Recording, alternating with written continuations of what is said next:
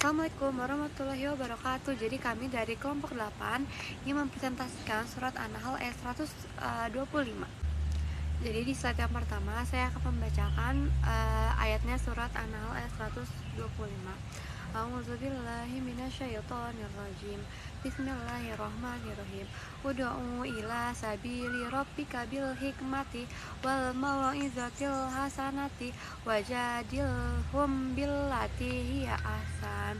Inna rabbaka huwa a'lamu bim mau dhalla an sabilihi wa huwa a'lamu bil muhtadin, yang artinya serulah manusia ke jalanmu dengan hikmah dan pengajaran yang baik, serta berdebatlah mereka dengan cara yang lebih baik. Sesungguhnya Tuhanmu ialah yang paling tahu siapa yang tersesat di jalannya, dan Dia pula yang paling tahu siapa yang pantas dapat petunjuk. Nah, selanjutnya ada asbabun nuzul surat An-Nahl ayat 125, di mana ayat ini tuh berkaitan dengan kondisi setelah perang Uhud, di mana banyak sahabat Nabi yang gugur. Nah, dalam situasi penuh kesedihan dan emosi tersebut, Allah menurunkan ayat ini sebagai petunjuk bagi Rasulullah Shallallahu Alaihi Wasallam agar tetap berdakwah dengan cara yang bijaksana dan lembut. Ayat ini menegaskan bahwa dakwah tidak boleh dilakukan dengan kekerasan ataupun paksaan, melainkan dengan hikmah, nasihat yang baik, serta dialog yang santun. Dengan demikian, ayat ini menjadi pedoman agar umat Islam menyampaikan kebenaran dengan akhlak yang mulia meskipun dalam situasi yang sulit.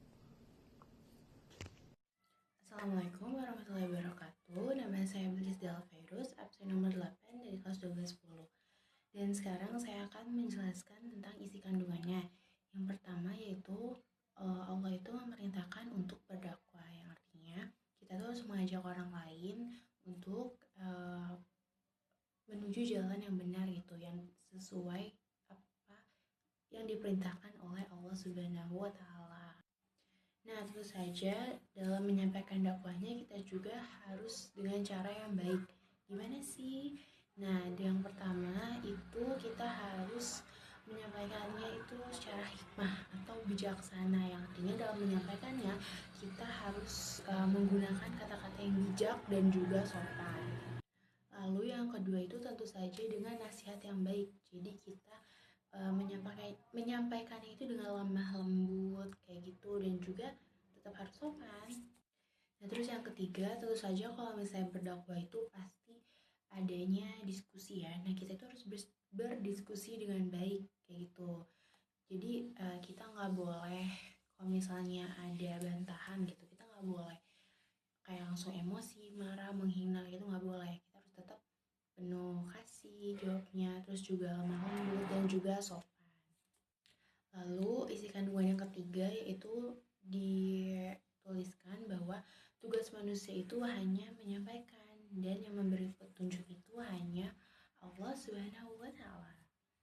Nah, lalu kita sebagai seorang pendakwah itu nggak boleh kecewa gitu kalau misalnya ada orang yang menolak pendapat kita, kayak ya udah gitu loh, itu ilmu yang kita dapat gitu, masalah benar atau tidaknya, terus ya masalah sudah benar atau tidaknya itu kembali lagi semuanya itu ada di tangan Allah Subhanahu wa Ta'ala.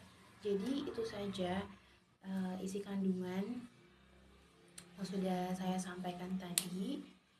Kurang lebihnya mohon maaf. Wassalamualaikum warahmatullahi wabarakatuh.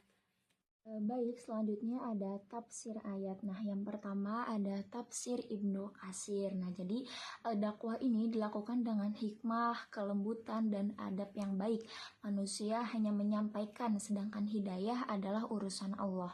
Yang kedua ada tafsir Al-Misbah. Nah, jadi dakwah ini harus penuh dengan kebijaksanaan, kelembutan, dan cara terbaik tanpa paksaan. Nah, tugas manusia hanya mengajak, sementara hidayah adalah milik Allah. Yang ketiga ada tafsir Al-Maragi. Jadi dakwah ini dilakukan dengan hikmah, akhlak mulia, dan kelembutan, serta menyerahkan hasil akhirnya hanya kepada Allah. Yang terakhir saya akan menjelaskan intelektual di kehidupan sehari-hari. Yang pertama yaitu berdakwah dengan bijaksana di era digital. Jadi di era digital ini berdakwah itu nggak harus kita tetap langsung dengan orang-orang, tapi bisa melalui media sosial seperti Instagram, TikTok, atau WhatsApp. Yang kedua yaitu mengajarkan kebaikan dengan tutur kata yang lembut. Jadi kalau misalkan kita mau ngajarin orang atau kita mau ngingetin orang, kita harus pakai tutur kata yang lembut. Dan yang terakhir yaitu menghargai pendapat sesama masyarakat, atau walaupun kita berbeda tapi kita harus menghargai pendapat orang tersebut. Sekian presentasi dari kelompok kami, kurang lebihnya mohon maaf. Wassalamualaikum warahmatullahi wabarakatuh.